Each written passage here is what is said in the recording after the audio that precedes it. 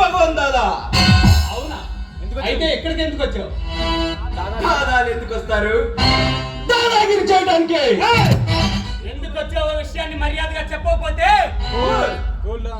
ప్రదీప్, నేను అసలు విషయం మాట్లాడతామని నీ దగ్గరికి వచ్చాను. ఏంటి అసలు విషయం? నువ్వు ఈ గూడానికి పంచబోతున్న భూమిని వాళ్ళ సొంతం కాకుండా నా సొంతం చేయాలి. దానికి ఎంత డబ్బు కావాలన్నా నేను ఇస్తాను. డబ్బుతో నన్ను కొనాలనుకుంటున్నావు అన్నమాట.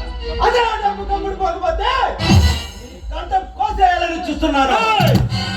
చూడు, నా ఆవేశాన్ని హద్దులు దాటిస్తున్నావు, అంతమైపోతావు.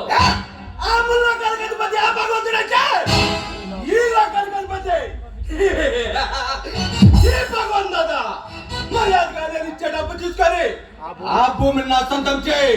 చేయను. డబ్బు కోసం నమ్మిన వారిని మోసం చేయను. ఆ భూమికి నేను కట్టిన విలువ అక్షరాల 10 కోట్లు. 10 కోట్లు కాదు, 100 కోట్లు ఇచ్చినా సరే ఆ భూమి నీకు దక్కదు.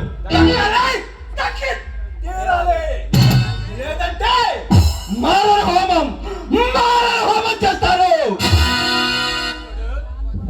చూడు, నువ్వు నిద్రపోతున్న సింహాన్ని రెచ్చగొడుతున్నావు. వద్దు, మర్యాదగా వచ్చిందా వెనక్కి వెళ్ళు. వెళ్ళడానికి కాదురా వచ్చింది, తెలుసుకోవడానికి. మర్యాదగా నా మాట విను, నీ బ్రతుకు బాగుంటుంది. లేకపోతే లేకపోతే ఏం చేస్తావరా? చంపుతావా?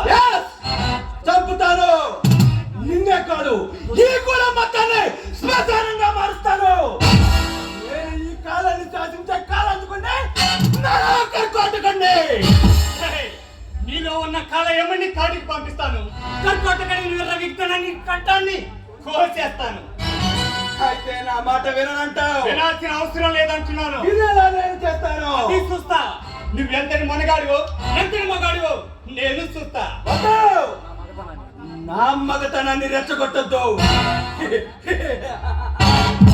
ఆలోచించు, లేకపోతే నా మూతి మీద మనిషి మరి నిన్నంతం చేస్తుంది. జాగ్రత్త. వస్తా. పోరా బచ్చా, నీలాంటి వాళ్ళు నా సర్వీస్ లో ఎంతమందిని చూశాను.